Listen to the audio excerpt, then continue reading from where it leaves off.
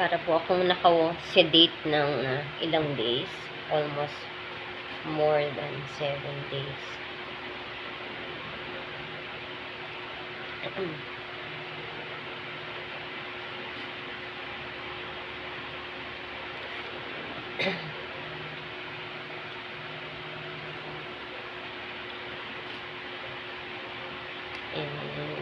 hindi po biro yung ganun kakaramdam. Dahil hindi po ako sanay ng ganun.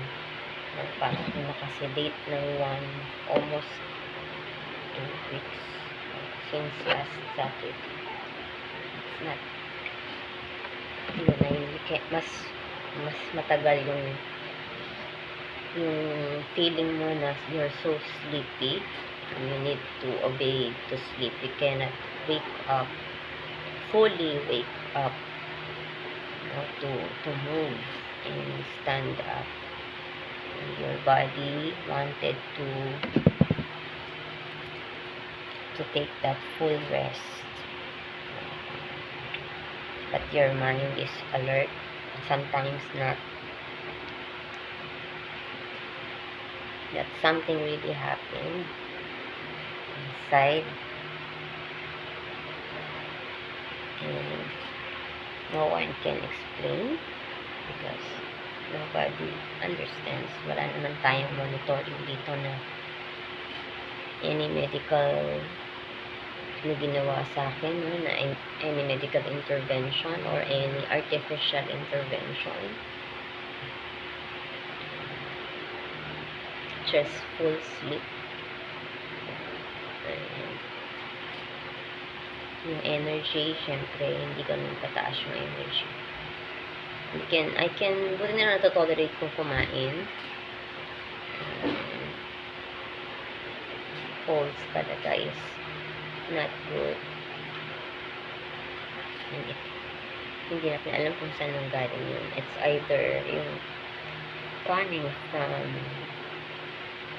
the outside, lahat ng kapag ang isang community sa loob na nakakontain, kapag hindi naging proper ang maintenance, maapektuhan ang nasa sa loob ka lang ng bahay, pero you will still be affected. If you will not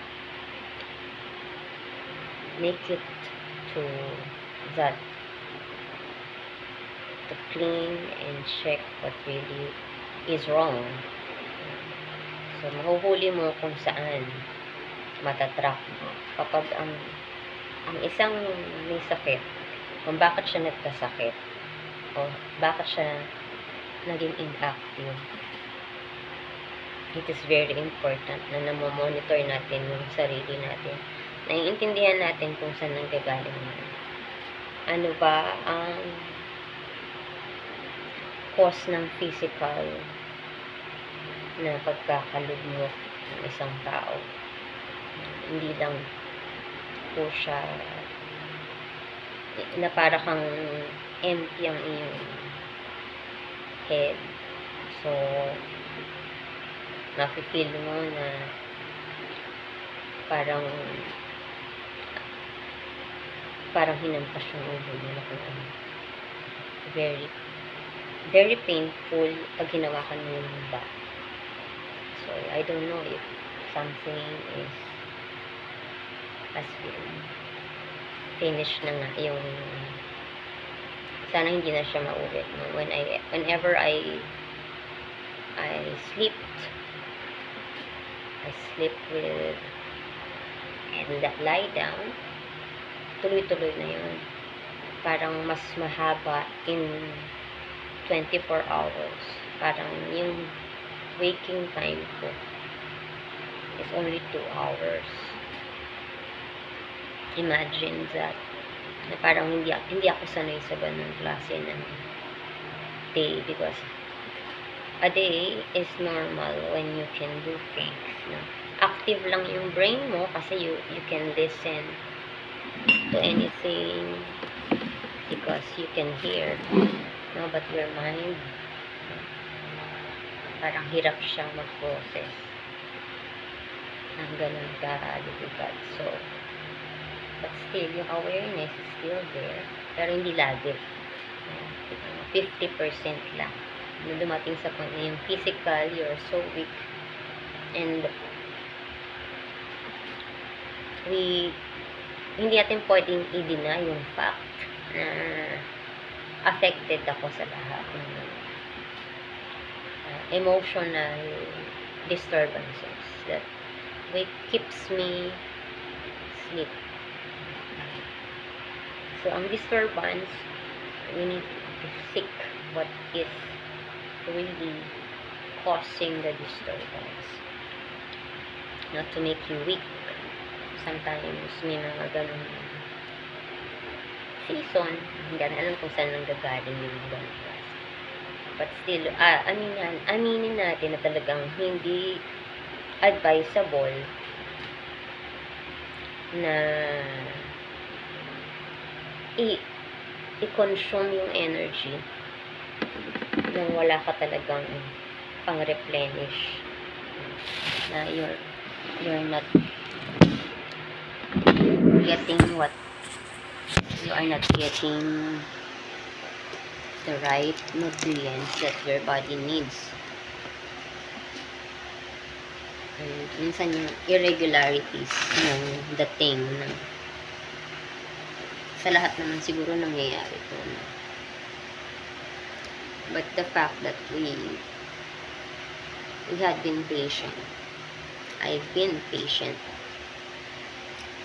not to observe myself. That it is hindi naman ganun kahirap na aralin kung ano yung mga nangyayari sa sarili natin when we don't feel that well or that strong. But we trust in the Lord, whatever happens, kahit feeling mo, you don't know anything about everything. But still, we are under prayer. Patuloy pa rin tayo nananalangin at hindi tayo hihinto doon sa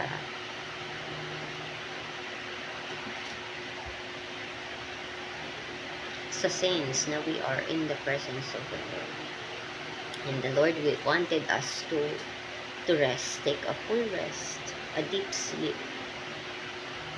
Naturally, yung deep sleep na yun, yung daig mo pang nasedate ka, parang chemically ka nasedate. Cannot, yung parang gusto mo na lang mag-rest. And hindi mo naman ma-avoid na kahit na tumingin ka sa cellphone, I really cannot even type any word.